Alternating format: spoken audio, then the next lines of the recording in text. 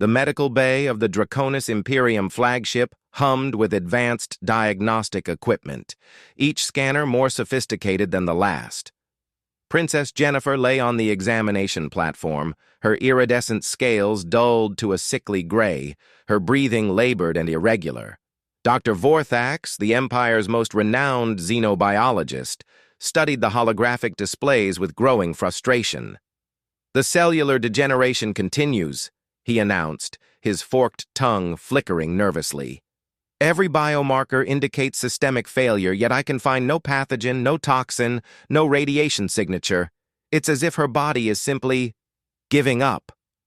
Ambassador Kelrath, Jennifer's father and supreme commander of the fleet, slammed his clawed fist against the bulkhead. 3 weeks, he growled. 3 weeks of the finest medical minds in 12 star systems, and you're no closer to saving my daughter than when this began. Alex stood silently in the corner, his human frame dwarfed by the towering Draconian officers. As Jennifer's personal attendant, a role assigned to him after humanity's recent integration into the Empire, he'd been relegated to the background during these consultations. Humans were still considered primitives by most Draconians, barely worthy of notice beyond their usefulness as labor. Dr. Vorthax cycled through another series of scans. "I've analyzed her genetic structure down to the quantum level. I've tested for every known disease in our database. I've even considered exotic possibilities: temporal radiation, dimensional parasites, psychic assault." He spread his wings in a gesture of defeat. "There's nothing. She should be perfectly healthy." "Then why is she dying?"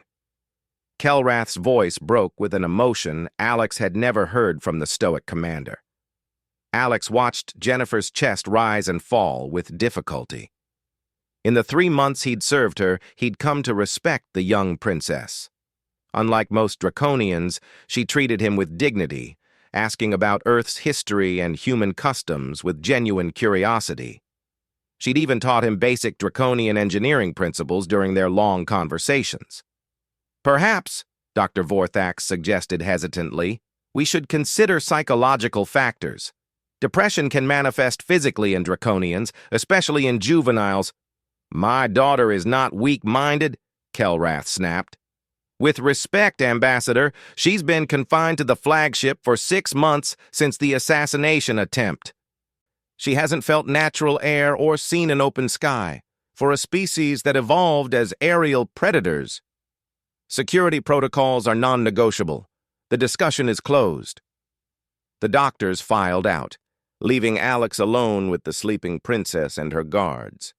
He approached the platform, adjusting her thermal blanket. A simple task, but one he'd learned she appreciated.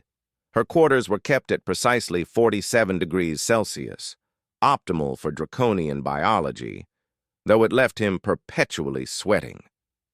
As he tucked the blanket's edge under her tail, something caught his eye. A faint discoloration on her ventral scales, barely visible. He'd seen it before during his cleaning duties, but had assumed it was natural variation. Now, seeing how it had spread, Alex knelt down, looking beneath the examination platform. The underside was standard Imperial medical equipment, all smooth metal and integrated sensors. But in Jennifer's actual sleeping quarters, an idea struck him, absurd, probably offensive, but he couldn't dismiss it.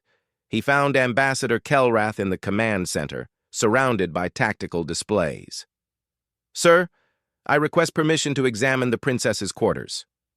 Kelrath barely glanced at him. "The quarters have been scanned repeatedly, sterilized, analyzed." "Yes, sir. But has anyone looked beneath her sleeping platform?" The ambassador's vertical pupils narrowed. "You think our security teams missed something? That our doctors overlooked?" "I think everyone was looking for sophisticated threats," Alex interrupted, then immediately regretted his boldness. "Sir, I apologize, but please, 5 minutes." Perhaps it was desperation. Perhaps it was the fact that Alex had served Jennifer faithfully. Kelrath gave a curt nod. Alex hurried to Jennifer's quarters, the guards eyeing him suspiciously. The princess's sleeping platform was an elegant piece of draconian design, elevated and cushioned with temperature-regulating materials. Alex grabbed a portable lamp and crawled beneath it. And there, in the shadowed space between platform and floor, he found them. Crystalline spores, thousands of them, growing in the dark, warm, humid environment. They pulsed with a faint bioluminescence, releasing clouds of microscopic particles with each breath Jennifer took from above. Alex recognized them immediately, not from any draconian database, but from his own homeworld's ecological archives. Aspergillus draconis, he breathed. He rushed back to the medical bay, where Dr. A. Vorthax was reviewing data. "Doctor, have you tested for fungal infections?" "Fungal." Vorthax's scales rippled with what might have been amusement. "Draconians evolved on a planet with triple Earth's ultraviolet exposure. Fungal organisms can't survive our body temperature or our cellular defenses. Not draconian fungi, human fungi." That got the doctor's attention. Alex explained quickly. When Earth was cataloged, botanists discovered several fungal species that had evolved in volcanic vents, extreme heat, low light, high humidity. They named one species after draconians as a joke because it thrived at 47 degrees Celsius. It's harmless to humans, but produces alkaloid spores that could theoretically affect species with copper-based blood chemistry. Dr. Vorthax's expression shifted from skepticism to alarm. He ran to his workstation, pulling up chemical analyses from Jennifer's blood samples. "By the ancestors," he whispered.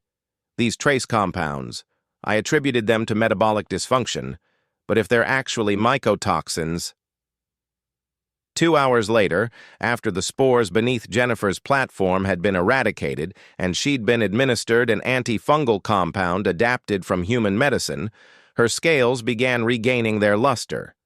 Ambassador Kelrath stood beside Alex, watching his daughter breathe easily for the first time in weeks.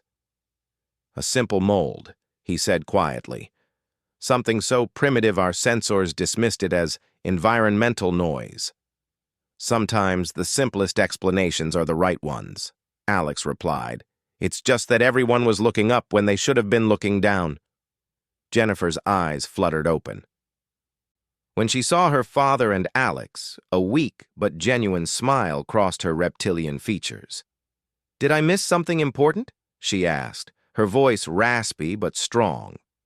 Kelrath placed a claw gently on his daughter's head. "Only a human, teaching us that there's wisdom in every species' perspective, even those we've underestimated." He turned to Alex. "Your people have a saying about not overlooking what's beneath one's nose. We draconians should have learned that lesson sooner." Alex smiled. "On Earth, we'd say, sometimes you have to look under the bed to find the monsters." Jennifer laughed, a sound like wind chimes made of titanium. "Remind me to actually look under my bed more often." As the medical team celebrated and began formal treatments, Alex quietly slipped away, returning to his duties. He was still just a servant in the eyes of most. But he'd proven something important: that humanity's value to the Empire wasn't just in their labor, but in their different way of seeing the universe. Sometimes the greatest discoveries came not from the most advanced equipment, but from someone willing to get on their hands and knees and look where no one else had bothered to search. The end.